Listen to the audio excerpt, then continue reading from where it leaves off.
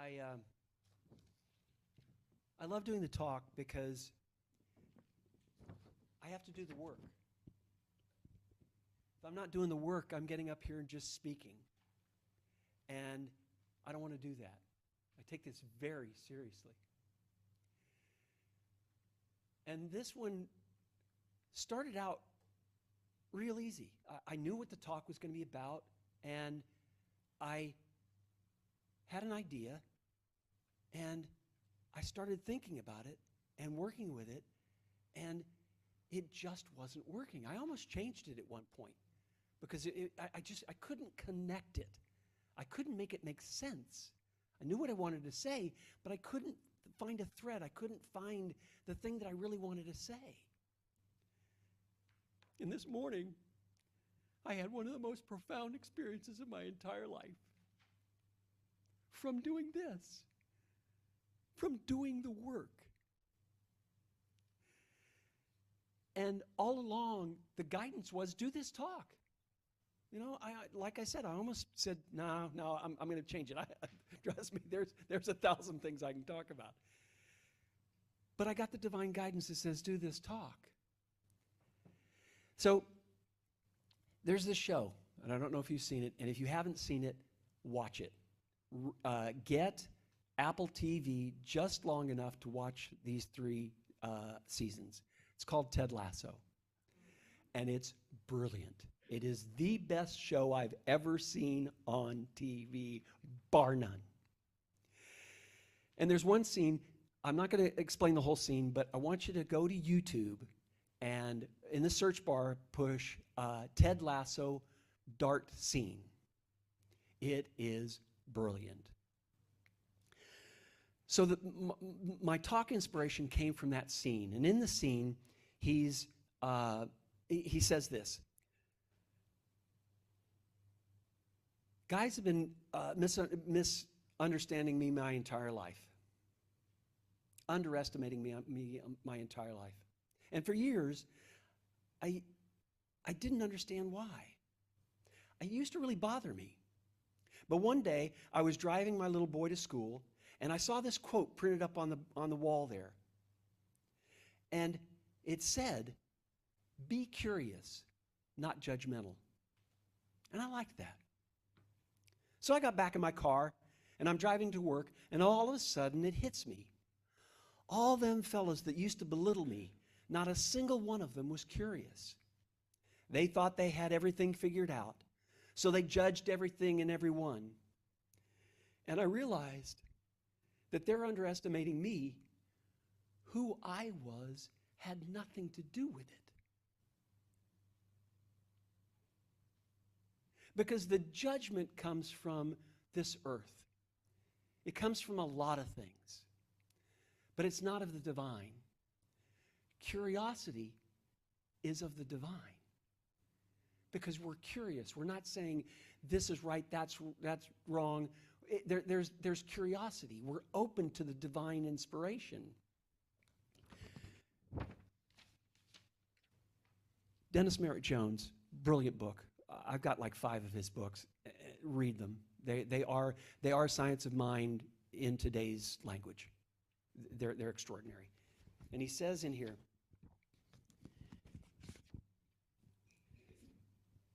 judgment is without question the mother of all masks. And nothing separates us from authentic love more quickly than it does. In fact, judgment seems to be the normal part of the human experience. We've all experienced judgment, correct? Either been judged or judged. Judgment has many compelling disguises that we don't think of. The mask of jealousy, envy, resentment, rage, anger, insecurity, gossip, inferiority, superiority, and intolerance are just a few of the variations on the theme called judgment. I judge a lot. I judge a lot. a lot of times I catch myself and go, Paul, it's a judgment, let it go. But I've never been curious about it. I've recognized the judgment, but I've never been curious about it. I've never looked underneath the judgment at the false belief that I've got going on that brings on the judgment. Because without that piece, without the piece of the knowingness of where it's coming from, it's just judgment. There's no depth to it. There's no reality to it. There's only, okay, I know that I'm not supposed to do that. I know that it separates me from the divine, and I'm not supposed to do that. I'm not supposed to judge. And in the reading, it's judge not lest ye be judged. It's reciprocal. When we're judging, boom, it comes right back at us. But the most profound statement in that whole thing that Ted realizes is who I am has nothing to do with it. Because the person that's being judged is just living their life. They're doing whatever they do. It's us who judge them. It's us that go out of our divine self to judge them. And they're doing their life. They're just being who they are. Just like all of us. We're just putting one foot in front of the other. And remembering and remembering and remembering. Am I standing in the divine? Am I standing in the divine? Am I standing in the divine? And sometimes we are and sometimes we're not.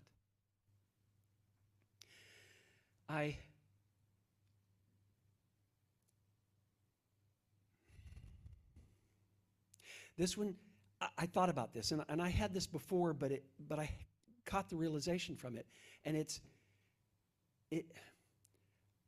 I want you to realize, and I think you do, that I'm just as human as everybody else.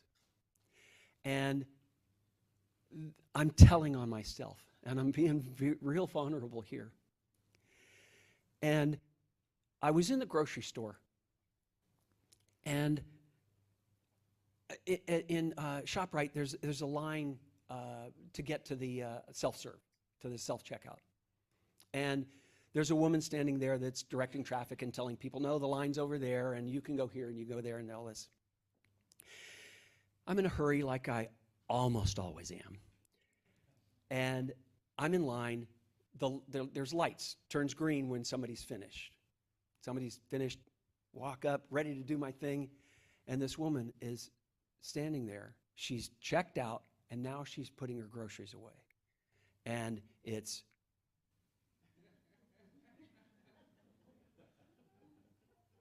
And I'm going, oh my God. And I turn to the woman that's standing there that's directing everything, and I go, this is not rocket science. This is just not rocket science. This is very easy. You put the bag down, you check your stuff out, and you put the stuff in the bag. It's not rocket science here, gang. And she busts a gut. She howls. And I got the jolt of, yeah, I made a good joke. I got the laugh. I got the laugh. So I did my thing, and I'm almost finished, and she's still putting her stuff in her bag. So I finish up, and the woman goes, you made my day. With that joke, you made my day.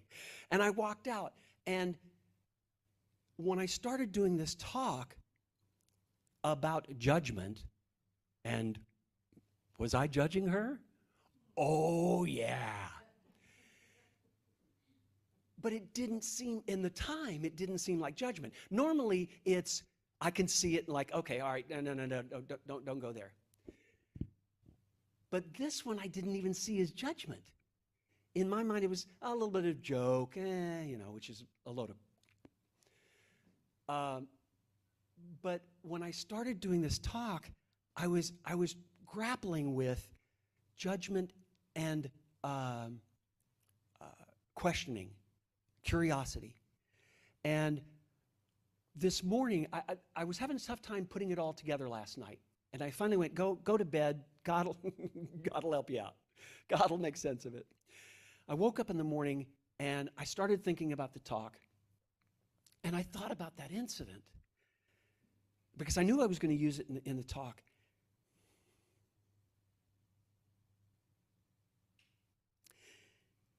And what I got to was what was there for me was she was stupid. And when I said that phrase, I remembered back to the 5th grade. I got put back in the 5th grade. And it was devastating to me. It was very difficult. And somebody walked up to me and said, "You got put back. You're stupid." And I believed them. I was 12 years old, and I believed them. I went, "Yep, you're right. I'm stupid." And I've been trying to cover up for that for my whole life, to make sure that nobody calls me stupid again. So when I see what I perceive as stupidity in other people, it makes me feel good because I don't do that. I always put my bag down first and then do my groceries, and I'm not stupid. But that's the false belief, is that I'm stupid. And it showed up in so many things. I'm on the board of Anton, and Michelle was asking for people to do writings for the book. That we put out a book, and the members and the board, and I couldn't do it, but I didn't know why. I didn't know. And then what was there was, I'm stupid. I'm not a good writer. I don't spell well. I don't form the sentences right. Every time I submit something for whatever it is, they're always changing it. They're always, either that or getting rid of it altogether and doing it themselves. Which adds to, I'm stupid.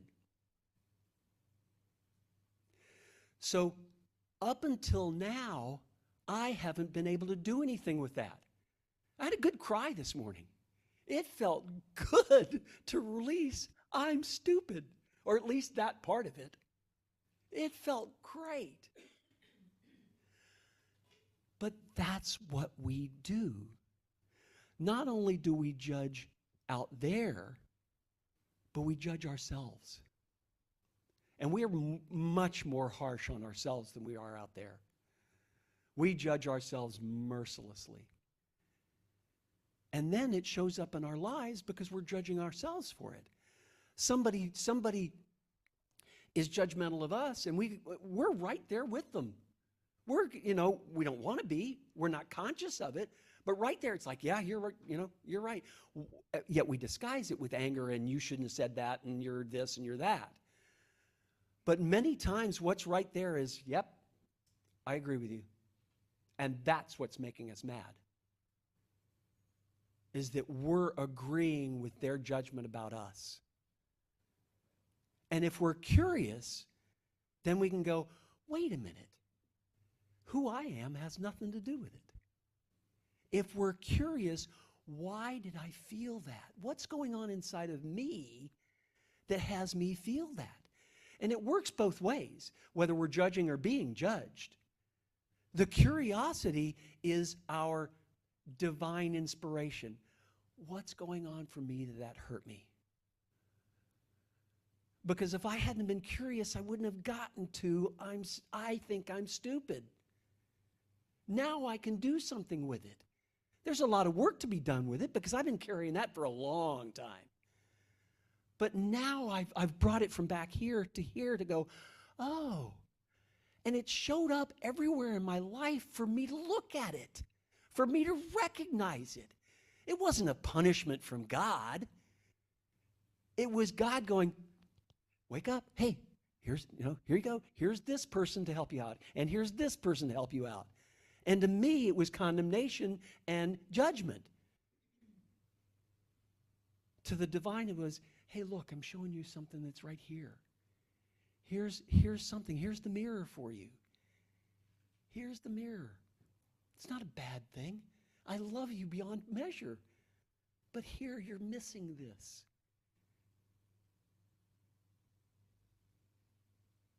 God is always loving us, whether it looks like it or not. So I was The problem I had with this before is because I was concentrating on the idea of judgment instead of the idea of curiosity. And once I got that piece, it was like, oh, thank you, Father. So the curiosity, like I said, is from the divine. That's when we step back, go inside, and go, okay, I'm asking for guidance in the curiosity. And it's always, always, always, always there. I had a wonderful experience. I was down the rabbit hole. I mean, I was down the rabbit hole. I was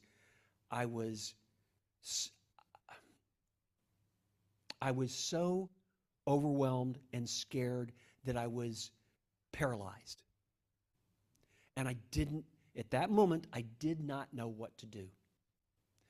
And I'm thinking, oh, who can I call? Who can I call for treatment? And I thought of Michelle Whittington, who is the CEO of Anton, and I thought of Martha Creek. And then my next thought was, what's going on in your life right this moment? I thought, wow, I thought, I'm here, I'm in good health, I've got my house, I'm financially secure, I've got 2 great grandkids, I got 2 sets of parents, my kids and their spouses, and it literally pulled me up out of it. I saw the gratitude, and I started thinking of gratitude. And it was like, and then the next thought was, make a list. And I went, okay. And I made a list of all of the things that I felt that I needed to do. Whether I got them done or not was unimportant.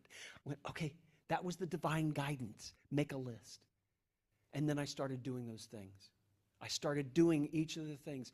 And at that point, by that point, then I was in the flow of the divine. I wasn't depressed. I wasn't in the rabbit hole. I was in the flow of the divine. And everything on that list, 90% of everything on that list got done in a heartbeat. At the end of the day, I was on cloud 9, not because I got all those things done, but because I was standing in the divine. I was in the flow of the divine. And it was like, yes. It was one of the happiest moments in my life, not because I got stuff done, but because I was knowing that God is always there to support me. All I have to do is stop and listen. All I have to do is be curious.